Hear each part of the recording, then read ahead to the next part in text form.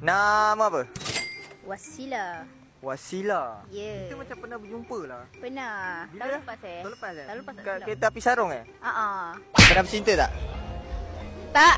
Betul. Tanya Tin. Oh. Dia je tahu yang Okay, kita borak dua lah. So macam mana Wasila? Wasila tahun ni macam mana Wasila? Pencintaan tu dah ada belum? Of course lah ada. Dah ada dah? Tahun lepas tak ada? Tahun lepas tak ada. Tahun ni dah ada dah? Tahun ni ada. Kita dah boleh tanya ayat ni. Pernah bercinta tak? Sekarang ni pernah. Pernah. Dengan dia lagi ke dah putus lah?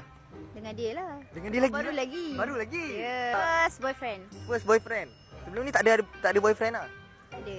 Kalau Wasila cakap tadi dia adalah first boyfriend Wasila, kenapa Wasila pilih dia? Sebab sebelum ni Wasila tak nak bercinta, tapi kenapa tiba-tiba Wasila nak bercinta? Kenapa Wasila pilih dia? Kenapa?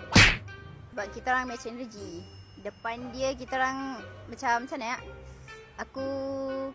Aku boleh jadi diri sendiri, tak payah jadi fakir. Jadi diri sendiri pun dia macam dia boleh terima.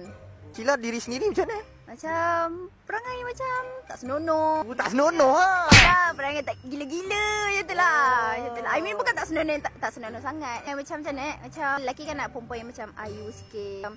Gelak, kena cover, kena control semua tu. Macam tu.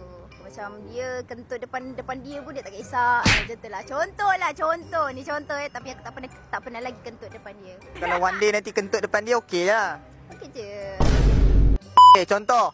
Kalau dia yang tengok video ni adalah boyfriend Wasila sekarang, tiba-tiba lalu FYP dia. Dia orang mana? Sabah. Orang Sabah. Nampak pesanan ni jauh ni. Daripada Semenanjung nak hantar ke Sabah ni, jauh ni. So apa yang Wasila nak cakap kat dia? Jaga diri and kalau boleh haraplah jangan curang belakang aku lah. Awas